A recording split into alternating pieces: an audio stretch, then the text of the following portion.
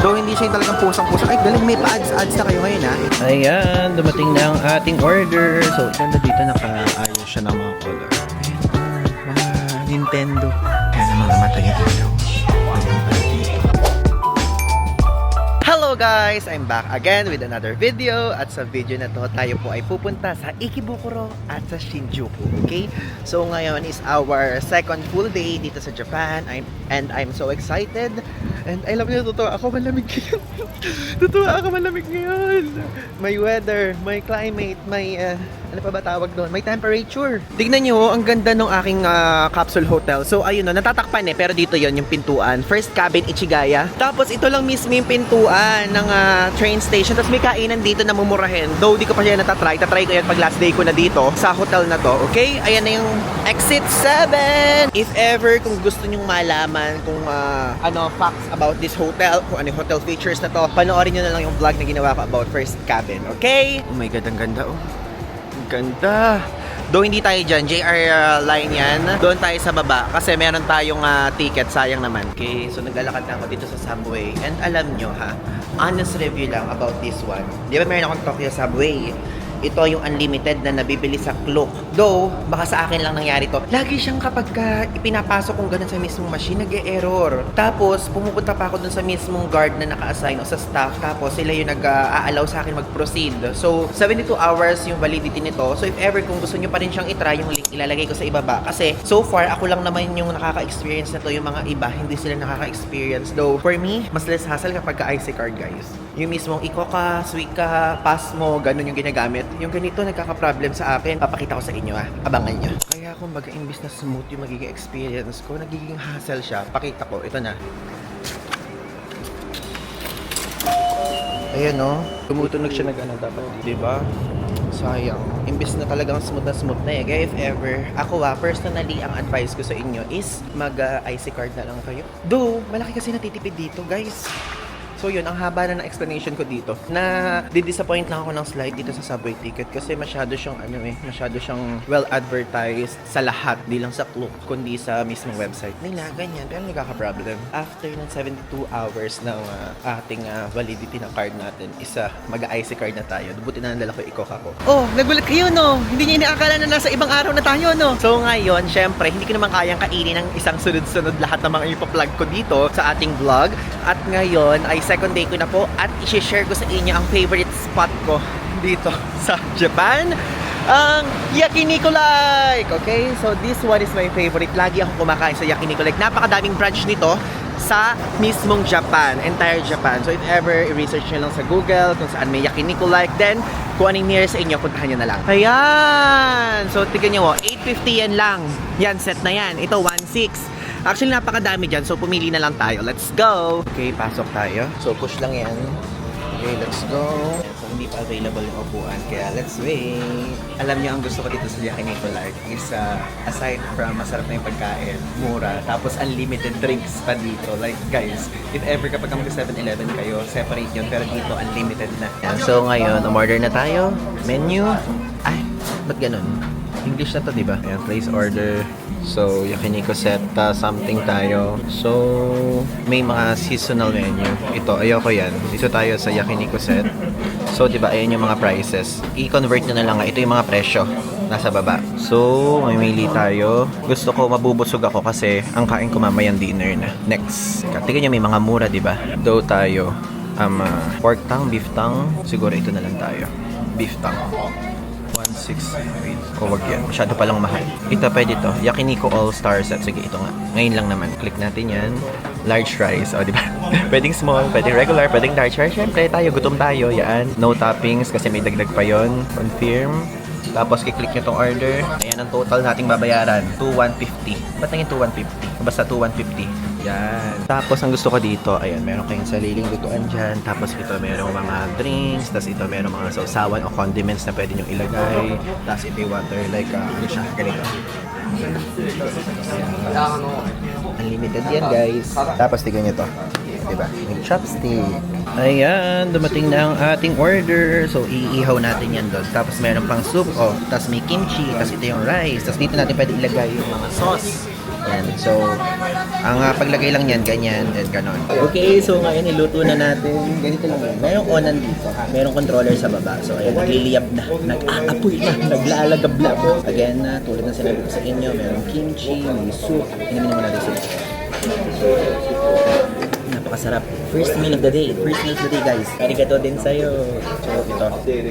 Beef siguro to. Hindi ko alam actually. Kasi all-star yung in-order ko. So, ayan. Saya. Favorite ko to. Kasi guys, alam nyo, ganito lang yung itsura niya. Parang social lang. Pero ito yung pinakamurang pagkainan dito. Super mura niya, guys. Like literal. Kaya gusto ko din kumakain dito. Ito, pork. Lahat meron. May pork ako, meron kung ano-ano. Tapos ang pinatinda dito, free yung rice refill. Asa matakaw, pwede na yung makabusog for the whole day. Diba? Depende. Though, mahal lang tong in-order ko, pwede kang umorder na mas mura. Depende sa trip nyo at sa katakawan nyo kasi ako matakaw ako, guys. Ayan. Okay, sige. Dito ka. Ayan. Sige lang. Madami akong time for today's video. Ayan, di ba? Diyos ko sa kakablog ko, guys, nasunog na. Nasunog na, wait. Sunog na. Grabe, kanina pa kasi ako nag-video dito eh. Sunog ko na siya. Bro, sunog na. Hindi naman eh, no? Oo, ulit natin. Guys, ayan. Nangingi ako ng spoon and fork kasi hindi masasarap yung pagkain ko kapag hindi ako naka-spoon and fork. Mabibitin ako. Ang sarap. Tanim pa ng patay. Sarap. Gabi. Sarap, guys. Ang sarap. Sarap. Pagkamukil tayo ng ganito. Tayo.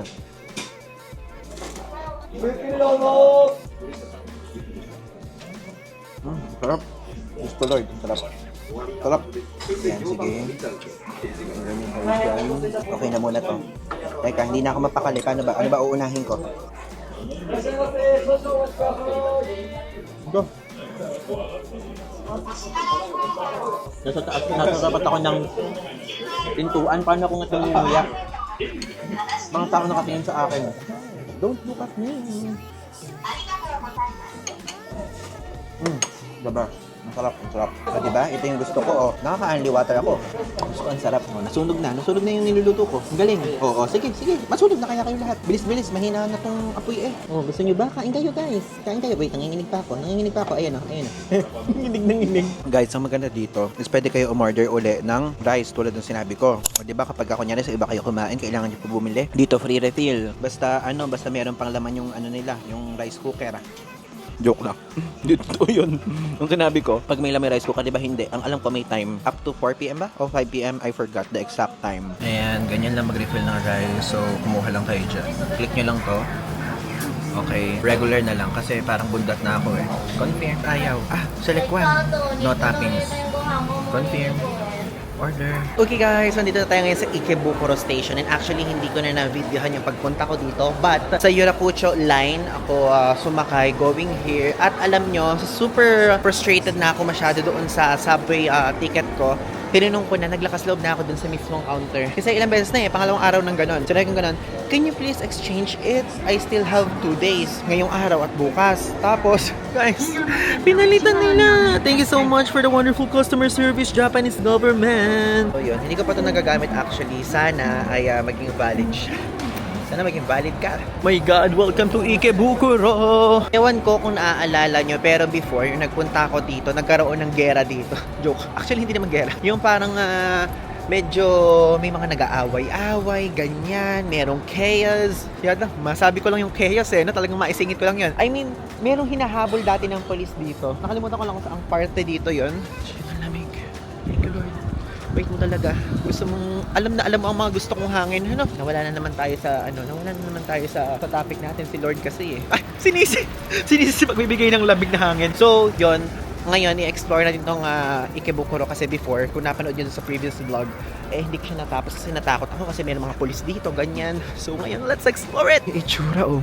Though, ano ba pupuntahan ko dito? Abay, hindi ko alam. Might as well, mag-explore na lang tayo. Samahan nyo na lang ako mag-explore. Wait, but before that, syempre, magre-research ako kung ano ba ang mga pwedeng makita dito sa Ikebukuro. Sayang naman ang ating pag-explore kung hindi naman natin iaayos, ano? Okay, so ngayon, since hindi natin alam kung saan tayo pupunta, aasa tayo kay Google Maps. Kasi ang pagkakaalala ko na nagpunta ako dito ay may Don Quixote area na kung saan nandun ang sentro. So ngayon, search ko yun. Alam ko na kung saan. Okay. So doon tayo magpunta. Ayan. So dito tayo ngayon sa 2nd Street dito sa Ikebukuro. And actually nadaanan ko lang siya. Hindi talaga siya part ng itinerary ko. Though pumasok na rin tayo para ma-check natin.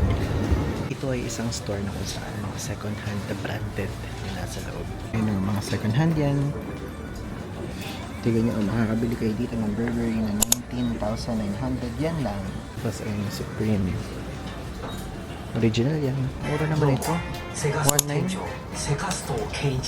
Ayun, ang mga champion. 7.9 lang. Oh. Ayun yung iba, oh. Iba't ibang mga shades. Tignan nyo na lang yung price. Zoom nyo na lang. Ayun, diesel. 14,900. Diba? Ganda dito, nakaayos siya ng mga color. Uy, this is my color, black. Do mga t-shirt lang yan. Tapos ayun, pa-rainbow na. Sabi yung mga New Balance, oh. 19,900, parang bago pa. Wala pang UP-UP, oh. So, mga Nike. Pa, oh, New Balance. Ganda. Kano to? 10,900. Yan. Mura, no? Para sa mga babae kong viewers. Meron din dito mga ganyan.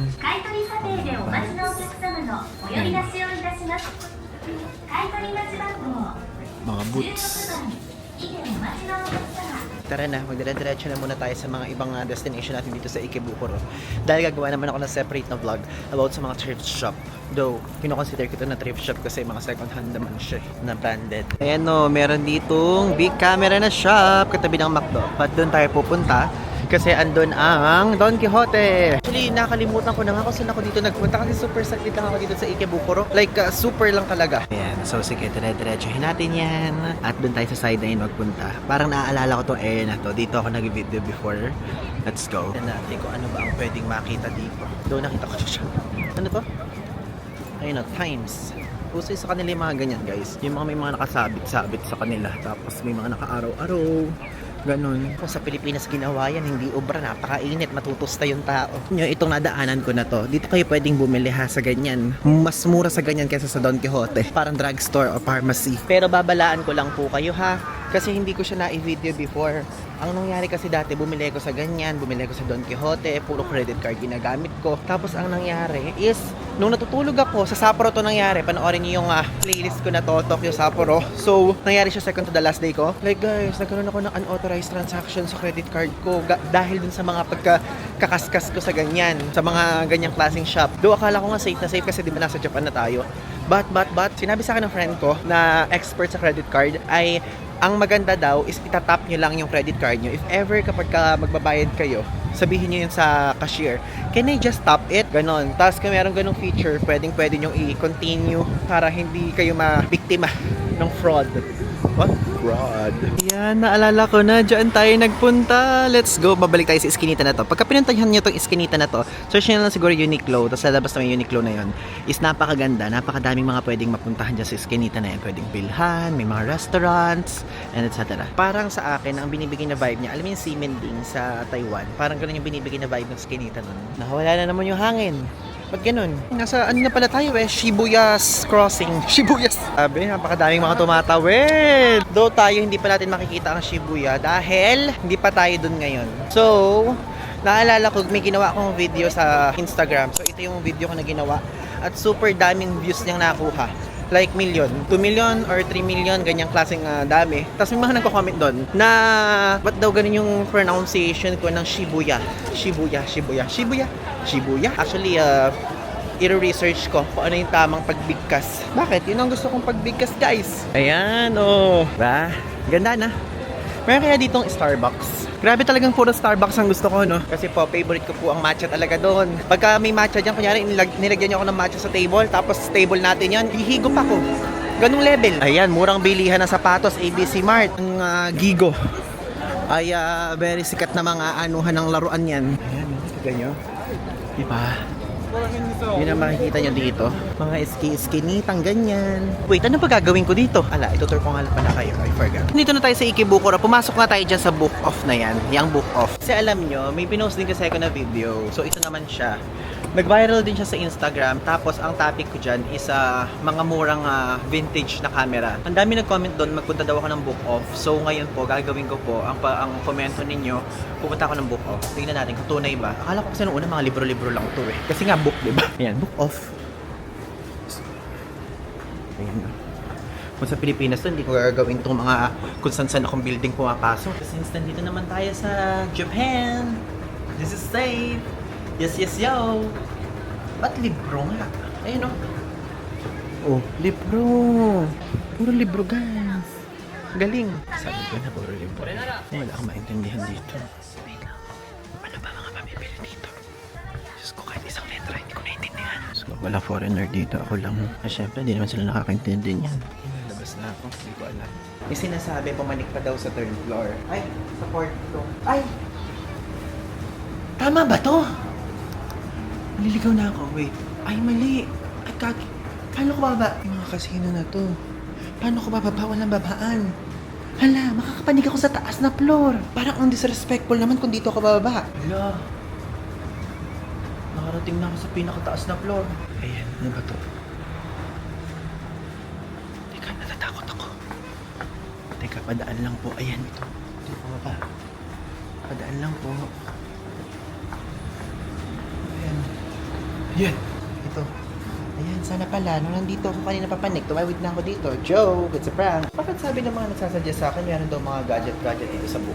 Wala naman pala. So, ayan eh, dito tayo sa 3rd floor. So, kailangan natin punta dito sa 2nd floor. Sige, baba pa tayo ng isa pa. Ayan, ito. Book of ata ito ulit. Oo nga! Oh my God! Ito nga! Ayan. Ito nga. Oh my God, ito nga. Ay, parang mga second hand. Joke, second hand ba to? Hindi ko alam eh. Ayan, oh, mga Nintendo. Ayan, ang galing. Meron nga. Book off, guys. If ever kung pupunta kayo dito sa Japan, consider nyo itong book off. Kanina nagdududa pa ako, pero ngayon kino-consider ko na ulit. Kasi, dito yung hindi overpriced. Yung mga second hand na items. Tapos dyan pag pumasok kayo mga R18 yan.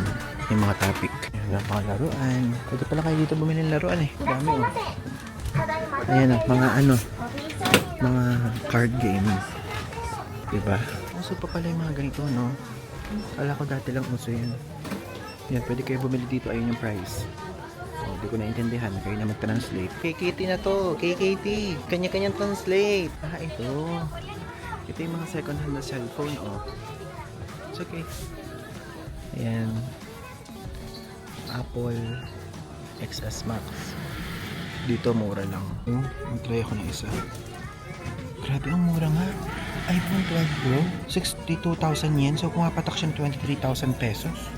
Mura nga. Ayan, dito tayo pumanik kanina. Mga libro pala dyan sa taas. Ito pala isang book off. Ang galing. At least, na-check natin ang book off. Pero madaming branch ang book off, ha? Kokorek ko lang ang mga nasa isipan nyo. Baka akala nyo, Ikebukuro lang. Oh. Lagpas na tayo sa Kabihasnan. Ano ba pwedeng makita dito? Ang alam ko dito yung isang sikat na places, Sunshine something. Malapit na natin makita yung isang sikat na place. Sunshine City siya. So ito na ata yun. Building na to kasi may Sunshine City ako nakikita eh. Ito ba yun? O iba? Ayun na may Sunshine City. Sunshine City is bababa ka. Ayan, you will go down. Okay, sige, for the first time in forever, let's try it down and down. Parang iba yung amoy dito, guys. Parang amoy utot.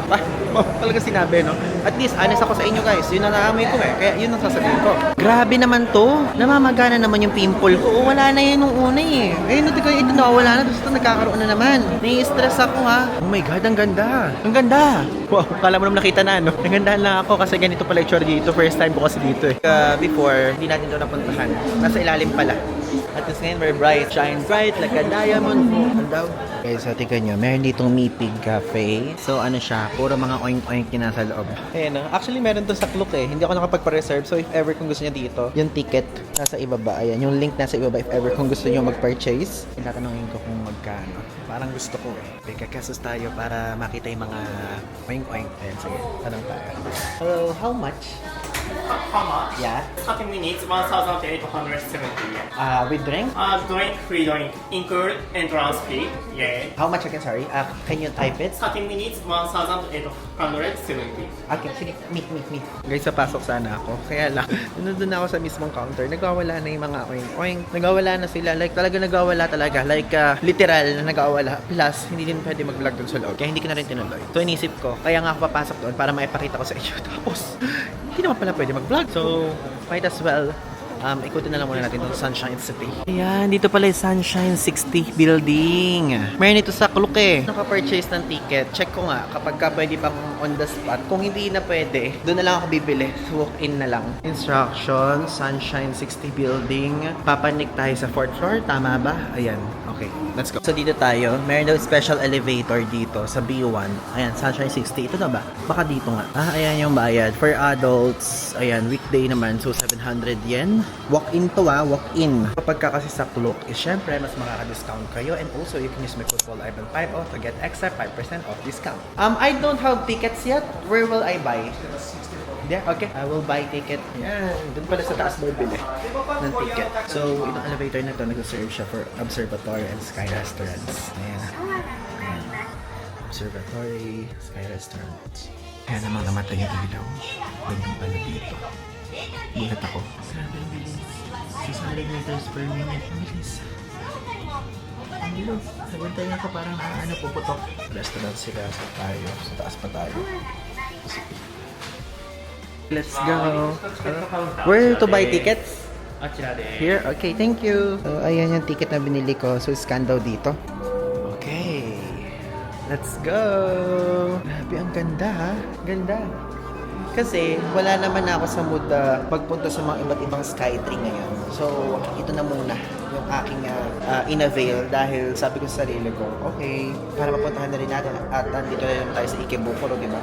Hindi naman tayo dito lagi bumabalik. Ayun, dito nakalagay ganyan din. Merong mga ako nakikita sa Northeast, so Saikyo Line, Mount Choku ba? Tapos doon, Yamanote Line. Ito yung sikat na line, Yamanote Line. So, yun yung mga makikita mo dyan. At ito na naman po tayo, no? Natulala na naman tayo dito. Actually, meron na ako dito mga 30 minutes na nakaupo. At tinitingnan ko pa. Diba? Ang ganda. Grabe, ang ganda ang ganda lang yung tignan. Madami kayong mga pwedeng places naman na tambay na ganito sa Tokyo Skytree, dito, tapos sa Osaka meron din doon. Kayo bahala mamili kung ano yung gusto nyong observation deck. Pero maganda dito guys. Nakapanood ako ng vlog sa TikTok na ito daw building ng Sunshine 60 na to ay dating sementeryo. Ewan ko kung totoo pero may mga nag-agree sa comment section yung babae yung TikToker na yun. So kung totoo man yun, alam ako nararamdaman mo dito. Oh my God, may tao sa likod ko. Tunay tao yun. Ang ganda guys, If ever pwede kayo dito magpunta, so far ito yung pinakamurang nakita ko na observatory deck or observation deck na below 300 pesos yung entrance fee. Okay, highly recommended. Ayun, meron pa dito pa mini museum. If ever, kung gusto niyo makita, ayan. Diba? So nakababa na tayo doon sa building ng Sunshine 60 at ngayon pupunta na tayo sa Shinjuku and I'm so excited to explore that part and actually isa sa mga explore natin doon is yung Kabukicho area at babalik ulit tayo doon for the second time. Naalala ko doon ko una natikman yung donut na matcha. Hanggang ngayon hindi ko makalimutan na face out na siya. Nakakainis naman kayo, Starbucks Japan! Ayun na, papunta na tayo doon sa mismo Shinjuku area na pinaka-center which is dun sa may Kabukicho Tower. And alam nyo, guys, kasi nagtipid nga tayo ngayon, di ba? So, nag-subway ticket tayo. Ngayon, nakatipid nga tayo, pero super haba naman ang lakad. Tapos, yung mga train line, syempre subway yan. Mahaba talagang lakarin, ganyan. So, para magamit natin yung subway ticket natin, is ito, nilalakad natin to. Imbis na nag-JR line tayo na andun na agad, ganung level. So, if ever, kung meron kayong kasama mga kids, meron kasi kayong kasama mga lolo't lola, ganyan, guys, hindi ko nire-recommend yung subway ticket. Personal opinion ko lang depende po sa inyo kung ano nyo po. Basta ako personal opinion ko hindi. Mag-IC card na lang kayo. Tingin naglalakad-lakad ako tuloy ngayon. So ngayon, hindi ko tuloy sa inyo masabi kung ano yung talagang pinakamagandang train na station na sakyan, di ba? Kasi iba nga yung mga sinasakyan ko, puro mga subway, ganyan. Though ito ilalagay ko dito sa screen kung anong train station ang pinakamalapit dyan sa mismong Kabukicho area. Okay guys, nandito na tayo ngayon sa Kabukicho Tower. So ayan. And actually, pwede nyo ito mapuntahan basta mag-Google Maps lang kayo. Napakadali lang i-navigate, ganyan. And ito yung pinunta natin Starbucks before. Actually, gusto ko siyang puntahan. Kaya lang, meron pa akong gagawin na IG Reels saka TikTok video. Baka bumaba na yung araw kasi maagang bumaba yung araw dito sa Japan kumpara sa atin sa Pilipinas. So, isi-shoot ko na muna siya. Then, kapag kami time at enerhiya pa ako mamaya, is pupuntahan natin. Or, maghanap na lang tayo ng ibang Starbucks. But check ko na muna dito kung meron dito ng matcha thing. Wala talaga, hindi na talaga available. Kinumpirma na ng barista kung saan natin nabili. Wala talaga.